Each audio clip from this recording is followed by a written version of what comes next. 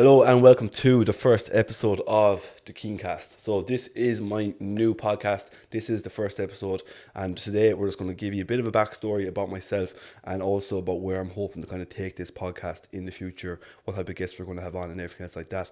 I also asked my followers on Instagram to drop me a few questions. So I have a few questions that I'm going to run through as well with you, just to give you a full kind of run through of who I am and probably provide you as much information and value as I can. So with this podcast, the aim is to be able to just have a chat with you, long form content, sit back, relax kind of style.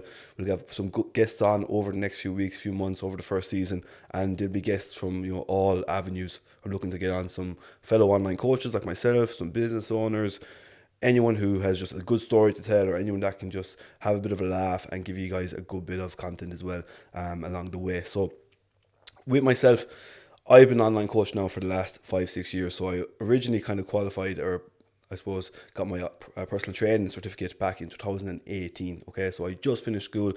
Straight out of school, I went and I did my PT qualification up in Dublin and Blackrock. So I'm originally from Tipperary in Ireland, and when I went up to Dublin, did my PT cert, and from there I went straight over to Australia. Just to say, I said fuck this, to be honest. I was sick of being at home. I was at home all my life until I was 18, and the minute I could get out, I just wanted to get out, and I've always been like that. I've always kind of been jumping around the world, to be honest. This is like my fourth or fifth country that I've spent a fair bit of time in now at this stage. Manchester is where I'm at the moment. So when I qualified as a PT, went straight to Australia.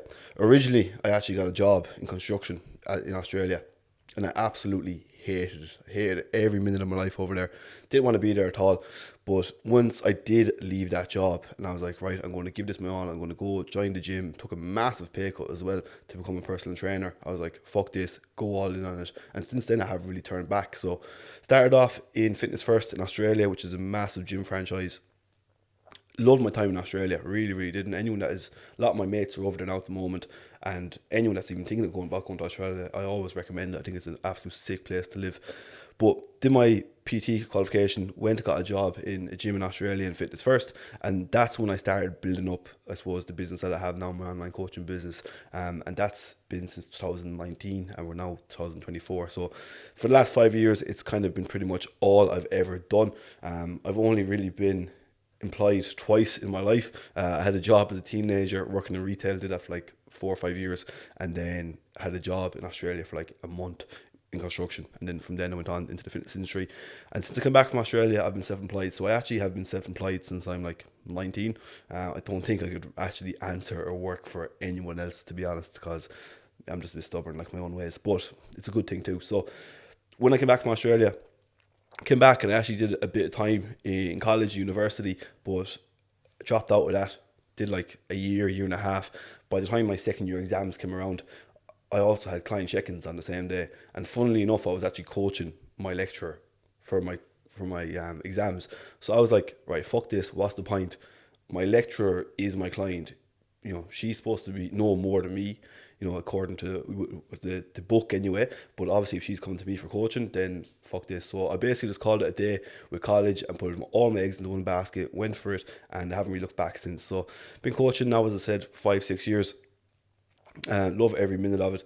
I originally kind of got into the gym from playing sports when I was younger. In my teen years, 15, well, since about 5 or 6, I've always played like hurling, soccer, rugby, football. Geez, I played golf, tennis, snooker, anything I could do to get me out of school or just to be out of the house. I was always out and about. So always been quite sporty. And then I originally fell into the gym, first of all, to get better at sports, but also I was overweight as a teenager, overweight as a child. And I was like, right, I'm sick of this now.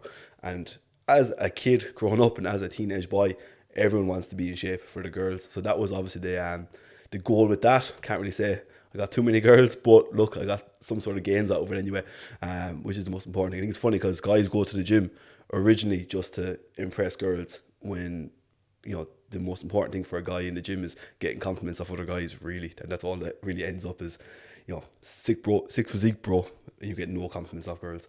But anyways, so that's kind of brought me up to where I am today. As I said previously, I've been kind of living around. I've been in Australia, did a stint in Marbella, been to Dubai once or twice as well, but Manchester right now is home, and I don't know, to be honest, if I could ever see anywhere else being home for the time being. I absolutely love it here. I'm here the last 2 years. So I got into the bodybuilding side of stuff when I was in the gym a couple of years, and I was obviously building up my coaching business. And I was like, right, what am I going to do now? How am I going to take that next step? And what I did was I did my first photo shoot. So I did my first photo shoot back in 2021. And looking back on the photos, I was tiny, small, little natty keen. But that's what really, I suppose, stemmed my love for bodybuilding, what really got me into it. And then when I did that prep, I was like, yeah, I love this. I love the prep side of stuff. I like, the day, the photo shoot. I loved it all, the dieting, the whole lot. So that's really where my proper, I suppose, love for bodybuilding came. And then once I finished up that photo shoot prep, back into it again phase for the last 2 years or 3 years. I did 2 years, and then I did my prep last year for my first bodybuilding show, where I did 2 shows in classic physique. So that's kind of how I've gotten into where I am today.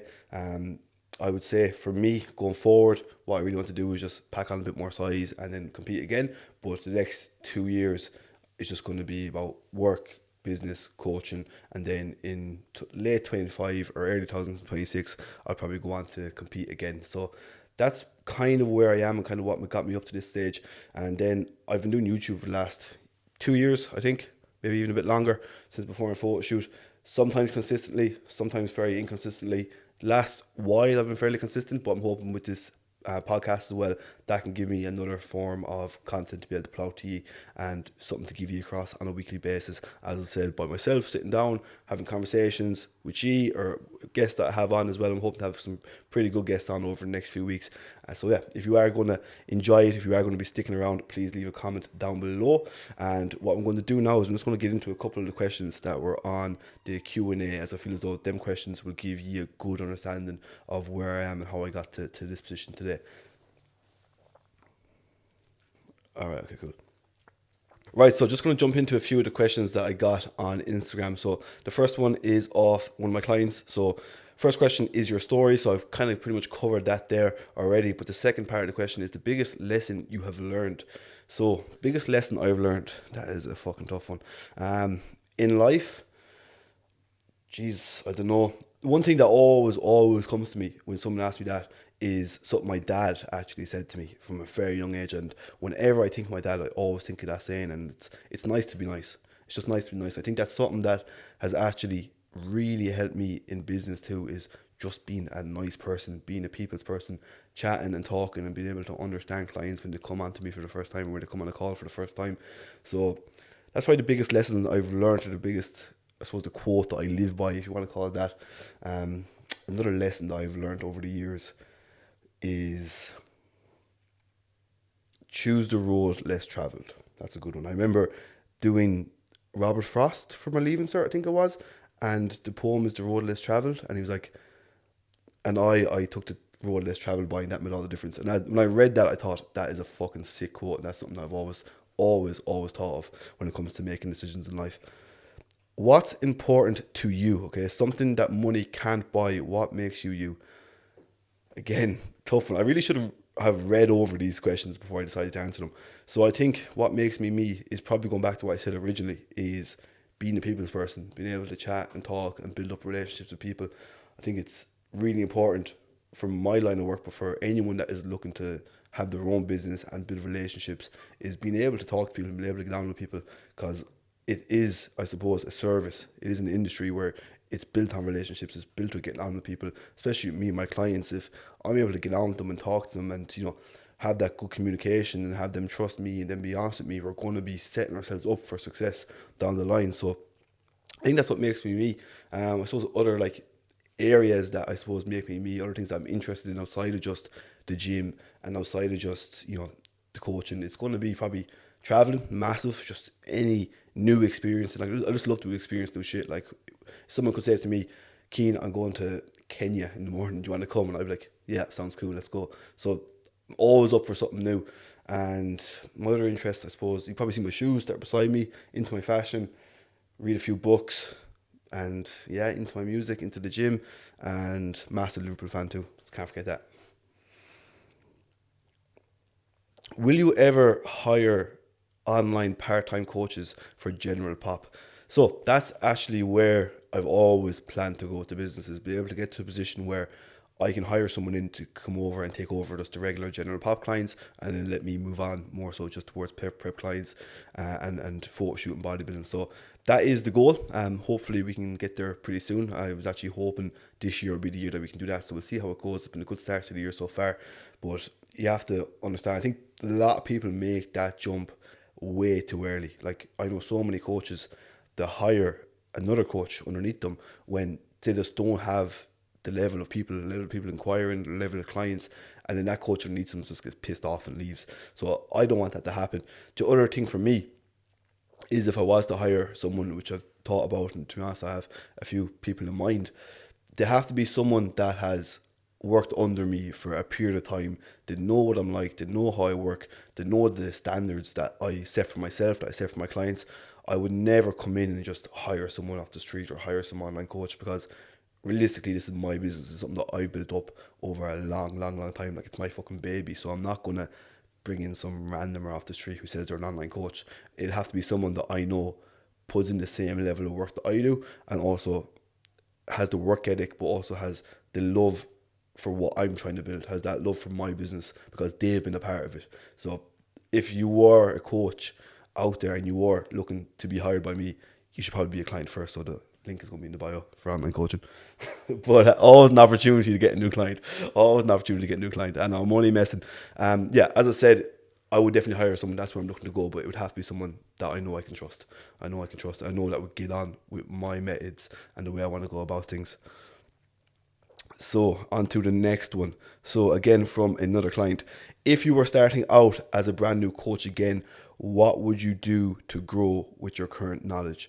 So that's a good question, because I want to say the online coaching industry is changing. It's always changing. It is and it isn't. Like, yes, the marketing side of things might be changing. So, like, take it back when I started coaching, 2019. That's when, like, this, it was December 2018 is when I qualified. So from 2019 January, that's when I was like, yeah, coaching, this is what we're doing.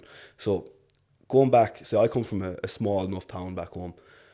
There was me and one other online coach. Now, 4 years down the line, there's me and I believe there's about, this is no joke, about 18 other online coaches in a relatively small enough town.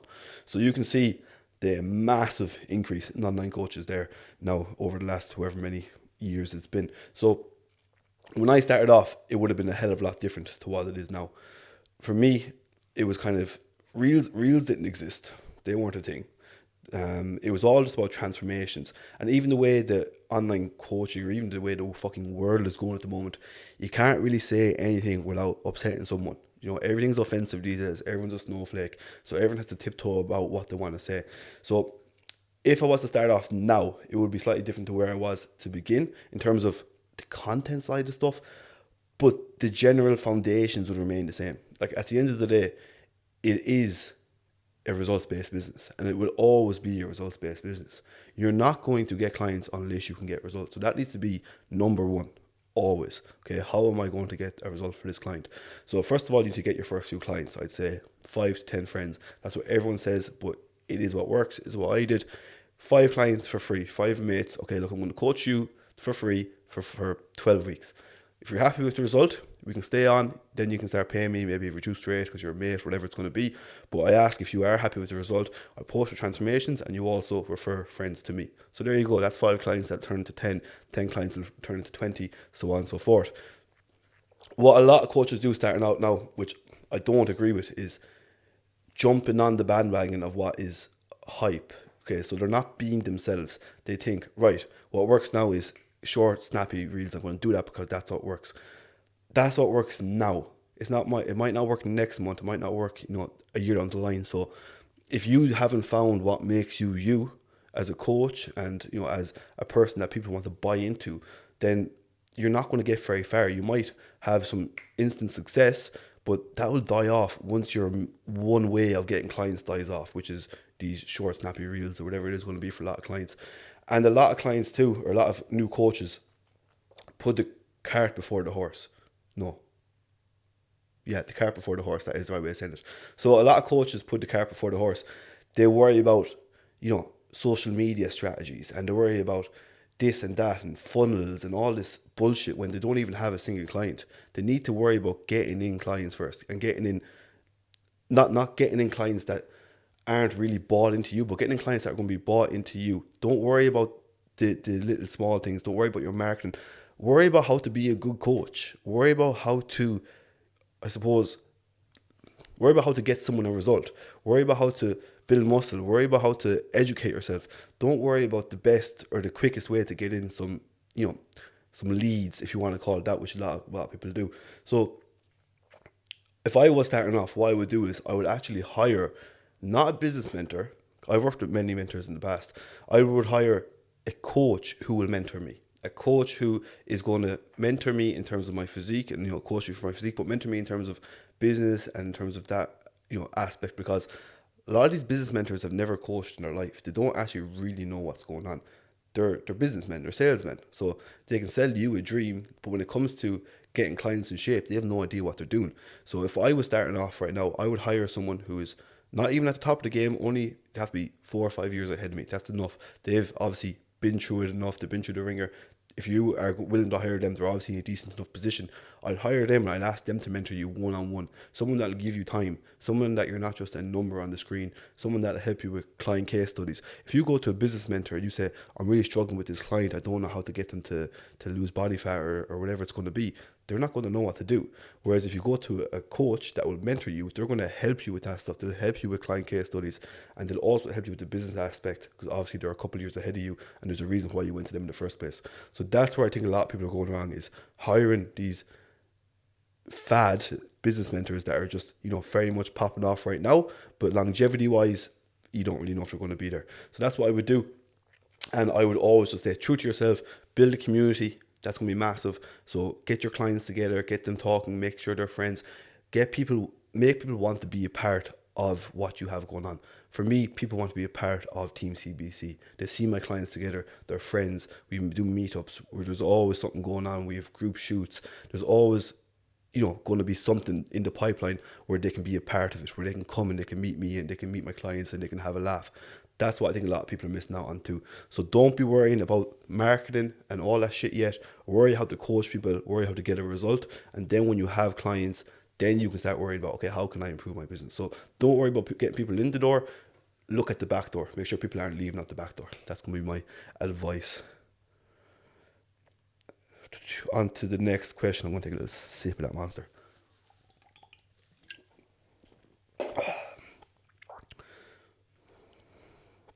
Right. So again, when did you start online coaching? So as I said, I started online coaching.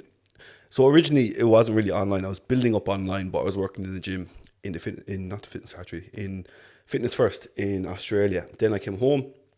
I was doing kind of some freelance PT. I had a few job applications for different jobs. I was originally supposed to get a job in a gym in Galway, but then I went to college in Galway for like 2 weeks, dropped out. So I obviously didn't get to take that job.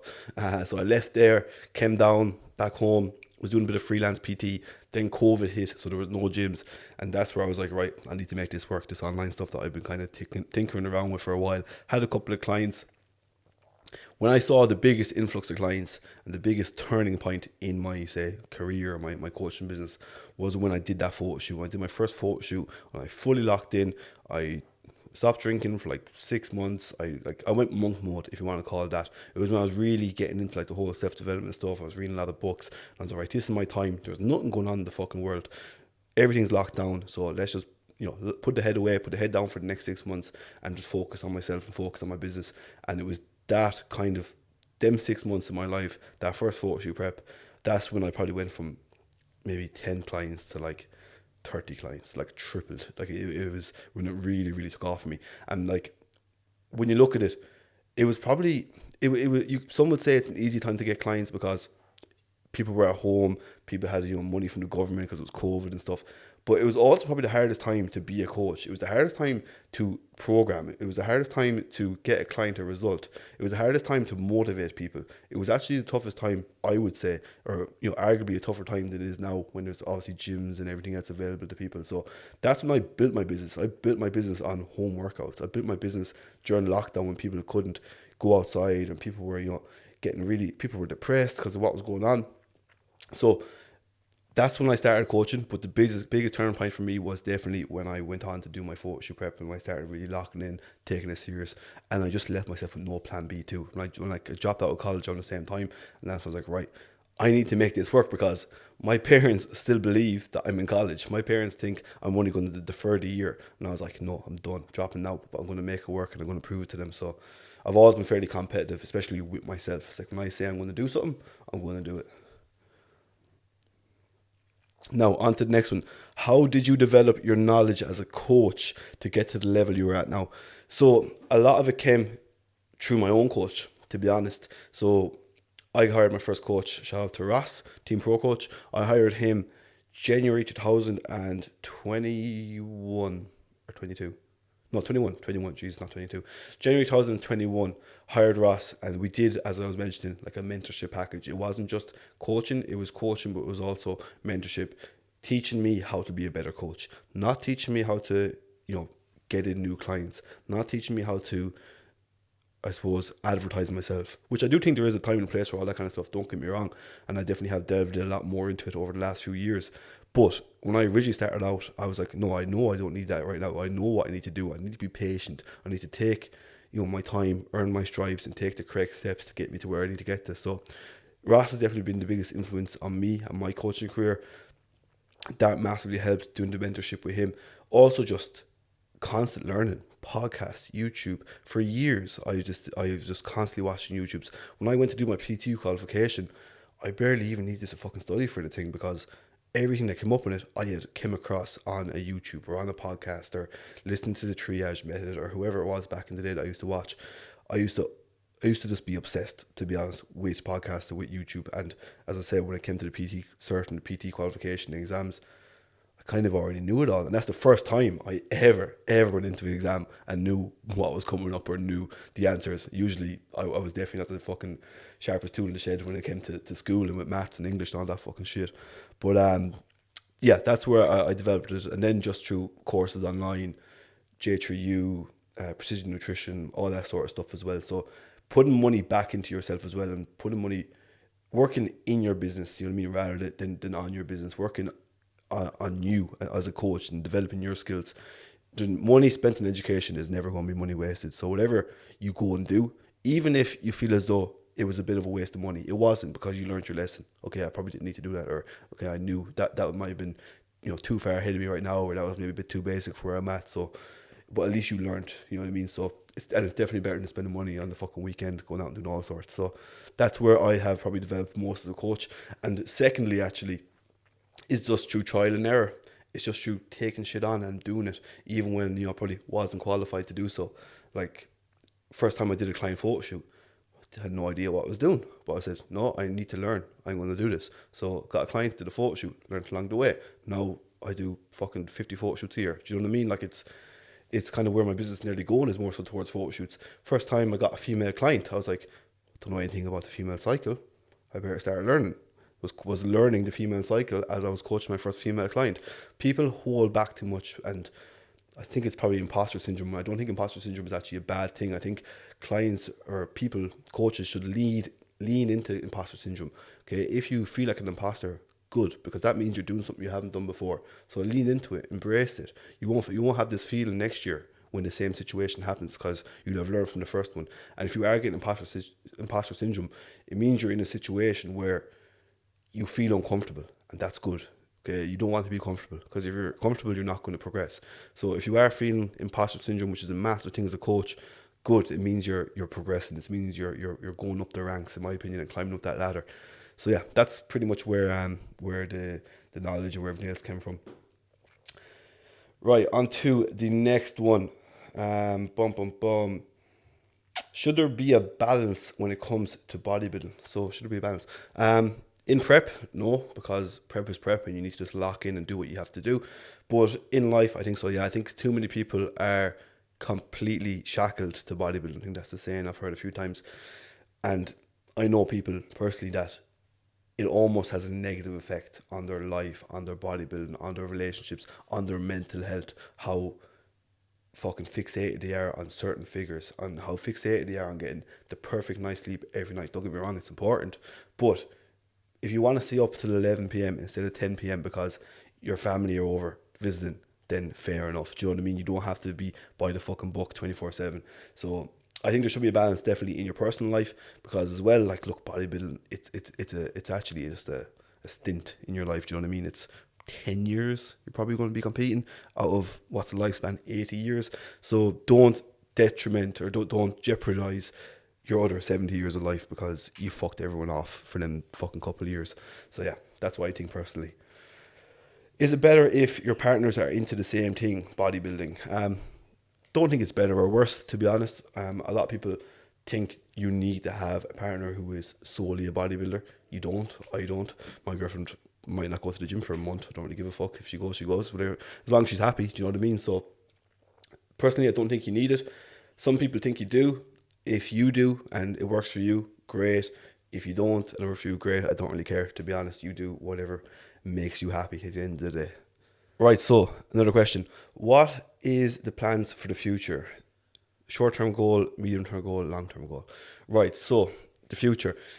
It's always been a funny question because anytime I've ever given a plan online or ever talked about the future, whether it be Q&As or previous YouTubes, I've always said something that hasn't happened. I've always been like, yeah, I think I'm going to go this direction, and then I went that direction.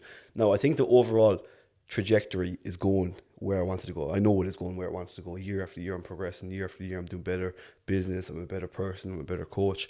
So that's obviously, the most important thing. But when it comes to breaking it down into kind of short-term goals and stuff like that, in the next year, as I previously alluded to, I'd really like to increase the coaching and bring it to a new level. Me personally, going towards the prep side of stuff. Okay, last year bringing my first few clients to stage, this year having double that number on stage, next year hopefully is already lining up to be a big one for that. So over the next year, that's definitely where I'm hoping to go with the coaching, is being able to have a new level, or find that new level, which I feel is, and personally I've always felt like this, and it's happened year after year. It's like, right, I'm on the edge of leveling up, and I can feel it within myself. I went to Dubai recently, last month in January, and the aim of that trip, it wasn't to relax, enjoy. I went to Dubai for a month, and I didn't lay out in the sun once. My skin didn't touch the water. I didn't go into a swimming pool. I actually went for one dip one morning in the ocean for a month. I went over there just to work, and that's what I wanted to get out of the trip, was to go over there. I think I needed a bit more clarity, because whenever I stay in one place for too long of a period, I don't have clarity. I get very comfortable and I feel myself slipping. I need to move. I need to change the environments. Even if I'm working in my office too long, I have to get out. I have to go to a coffee shop. And I feel as though a change in location gives more clarity. Okay. Anytime I went, say for example, did my photo shoot prep, I went to Marbella for 3 months. That trip to Marbella was massive for me in terms of, right, clarity. I think it's so important. People need clarity. People don't know where they're going, or people have no idea, even roughly, of, say, the setup for the future. So if you can get out and get yourself into a new environment, just by actually putting yourself in a new environment, even if it's only for a fucking hour, you're going to get something from it. You're going to get a bit more clarity in the future. It can give you a bit of inspiration. Me personally, I feel a lot more, I suppose, inspired, and a lot more even kind of confident in my own abilities in different environments. When I'm moving around, when I'm in the sun, I feel more confident in my own environment, in my own abilities. And I just, as I keep saying, clarity is the most important thing, is having clarity in your business. So personally, going back to kind of where I see it going, is in the next year, building up the business again, hopefully be in a position where I can take on that second coach and have someone to work underneath me take over more so the prep side of stuff. Long term wise, then, like I said, 5 years, God, I have no idea. In terms of personally where I'll be, I don't know if I'll be in Manchester, I don't know where I'll be. I know that I want to see a lot more of the fucking world. That's one thing that's really important to me, is travel. I think travel has been ingrained in me from a child. I remember growing up, when I grew up, all my aunties and uncles were in their 20s, and they were all backpacking, they were all traveling. I had my auntie ringing me when she was backpack in India. I had fucking my auntie living in Australia. I had uncles that were traveling all over the world. I've always been interested in traveling. It's a big thing in my family. So definitely want to see more of the world. Definitely want to probably even do a stint somewhere else before I probably fully settle down. I don't know when I'm fully settling down, but traveling will be a big thing for me. But in the next 5 years as well, like, that'll take me up to my late 20s. I'll have competed again, maybe even twice by then. and I'll have a fair idea of when I'm going to call it a day with the bodybuilding. And in terms of business in the next 5 years, obviously coaching, that's going to be my bread and butter, but there's other avenues that I'm hoping to get into that I already actually have some sort of plans in place for. One is another coaching style business, if you want to call it that, mentorship style business. The other one down the line then as well is I'd love to open my own gym. That's something I really, really would like to do, something I've always thought of, and it's just a place for me, my clients, my friends, anyone who's around to come, chill out, train, pose, eat, whatever it's going to be. I'd love to have my own place where I can call home for me and my clients. So that'll be something that I'll definitely have in the next 5 years, hopefully.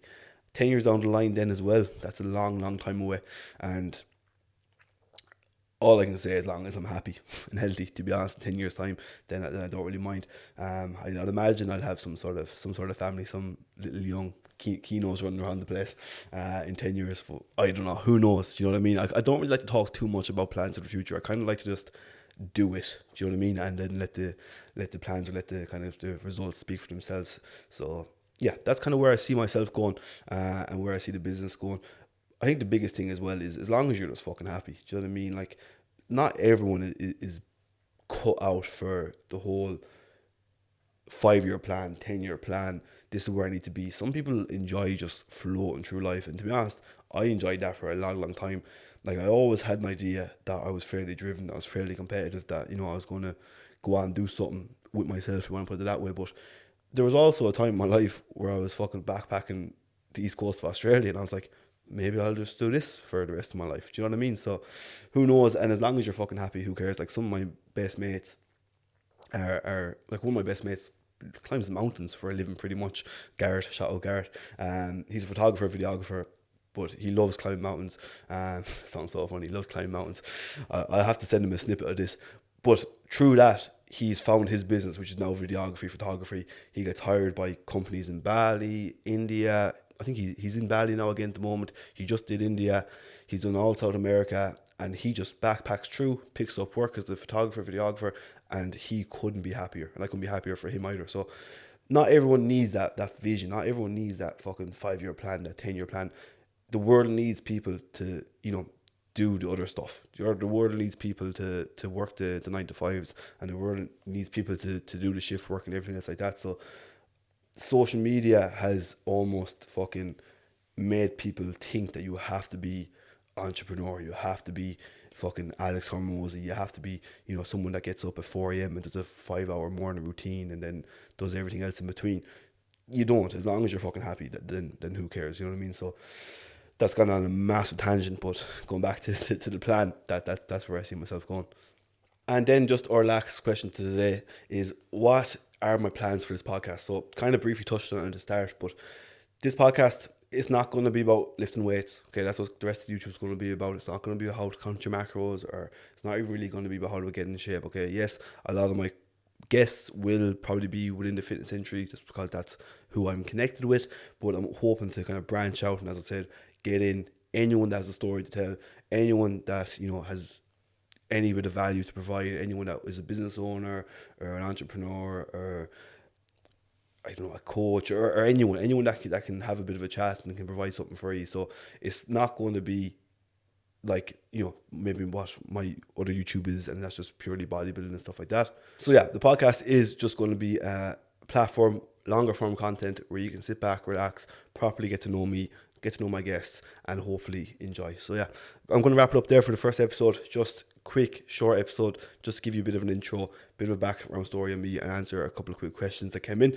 So if you have enjoyed, please sit back, click fucking hell, Cian, say that again. If you have enjoyed, please click subscribe, click like, share it, comment on it, and everything else. And we'll see you back in here for episode number 2. Peace.